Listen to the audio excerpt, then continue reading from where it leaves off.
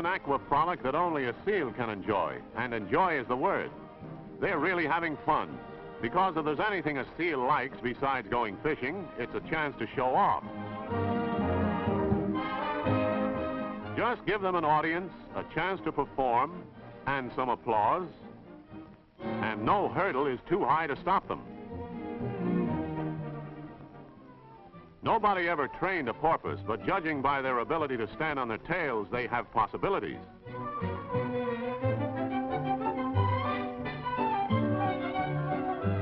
They're friendly, too, and don't even resent people who crowd in among them.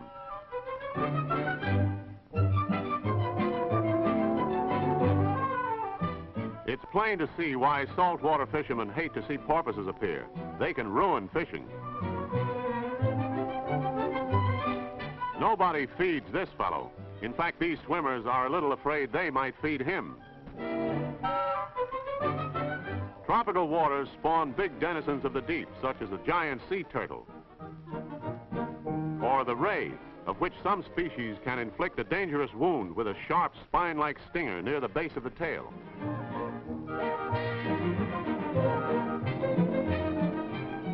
Here's something even fish can't do. A basketball game underwater, and it's a breathlessly exciting game, especially in a struggle for the ball, because the player who runs out of breath runs out of luck. She scored that one. Now the ball is in play again, and while they can't bounce a dribble, they can float one. And there's another basket. Her side wins. Anything can happen in Wakulla Springs, Florida, where the water is so clear the movie cameraman is forever thinking up new stunts. This time, it's a turkey dinner on the bottom of the lake. But you haven't seen anything yet. This time, the cameraman asks you to believe too much, a sort of pipe dream. And after an underwater banquet, it's time for a little fresh air.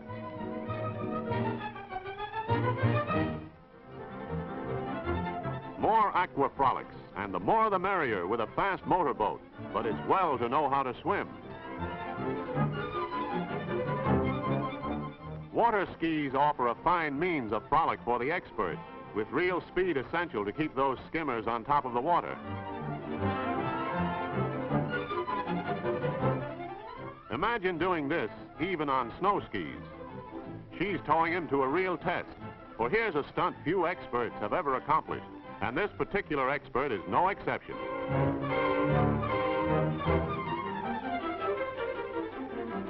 But one man's defeat is another man's victory. Watch him. Just to prove it wasn't an accident, he makes it look just like another aqua frolic.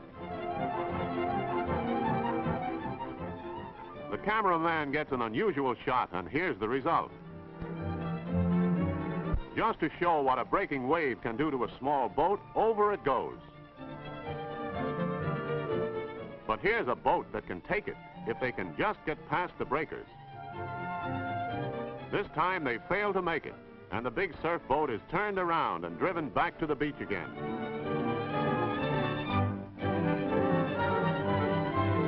Another try. Watch it leap half out of the water.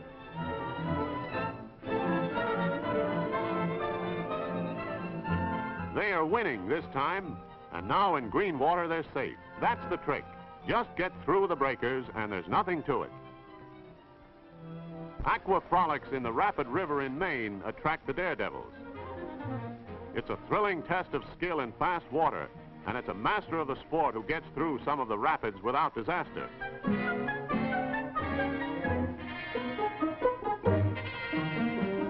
That fellow's in trouble. There he goes.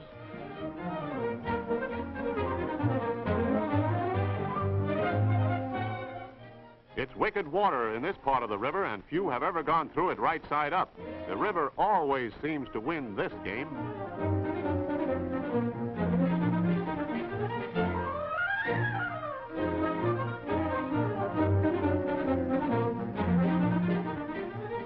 From Maine to Florida, somebody is certain to be looking for a new thrill afloat. And the battle of the toboggans behind a speeding motorboat is a novel variation of aquaplaning. The idea is to upset the other crowd. They almost succeed. There they go, and that's what's known as the Battle of the Toboggans.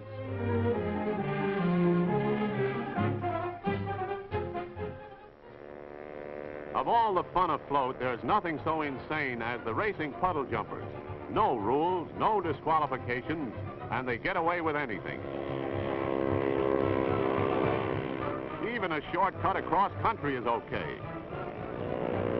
If he had wings, he'd take off. Anything is can do. Here's an obstacle race. Just warming up. Nothing is really any obstacle. Here they come to the finish, and it's just what might be expected of the puddle jumpers. High diving into a pool is one thing, but from a 200-foot cliff, that is something else. These Mexican swimmers would think nothing of doing a swan dive where angels would fear to fly.